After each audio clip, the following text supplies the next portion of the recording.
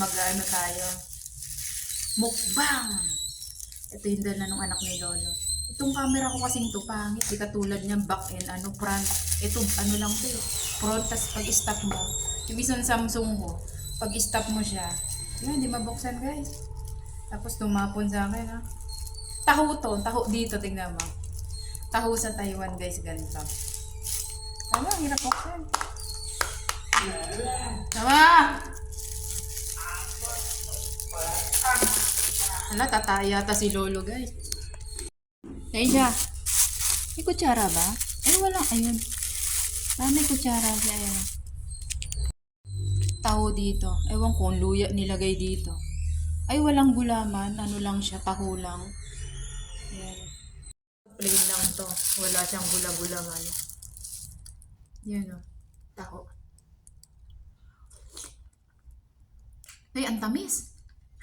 Ang tamis niya. Ano lang kainin ko, yung laman lang. Pinalagyan niya ng asukal. O diba, lasa ko na agad yung tamis kasi nga hindi na ako nasanay kumain ng matamis.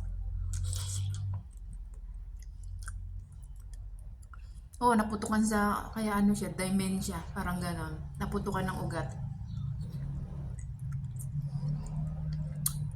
Pero hindi siya na-stroke. Konti lang, yung salita niya bulol, ganon. Pero nagsalita siya madaldal. Hindi katulad yung alaga kong may cancer.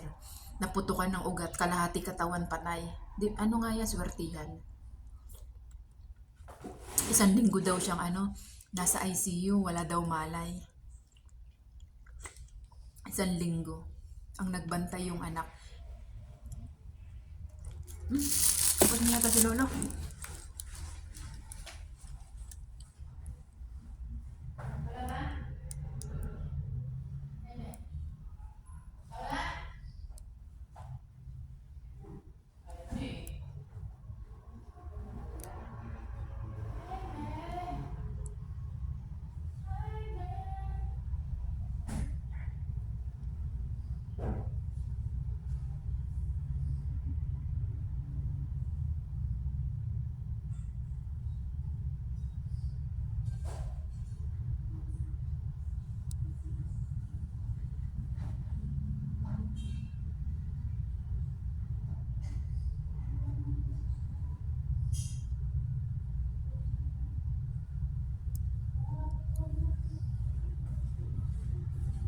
Sabi niya tapos na. Nagpupunas pa ng puwet. Sabi niya tapos na. Kala ko kasi nag-flash. Pero nagpupunas pa siya ng puwet niya. Ayan. Oo, ang dami. Naoperahan. Yung dito niya, sa ulo. Kasi tinanggal yung blood clot. Lilinisin yun, di ba? Biyakan yung ulo. Tatanggalin yung patay na dugo. Matamis siya. Inuman ko naman tumamaya ng turmeric. Pero yung sabaw, hindi ko siya inuin. Si Lolo, inubos yung sabaw. Bigay ko kay Lolo to. Yung sabaw, sayang.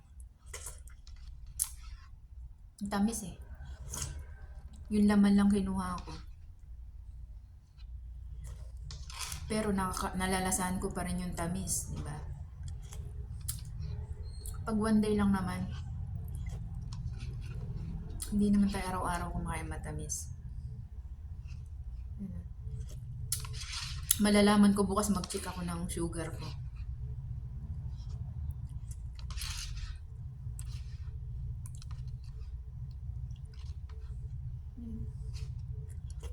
Ayan na. Ay no, asukal na asukal oh. Carnival yung asukal. Diba? Bigyan natin kay Lolo.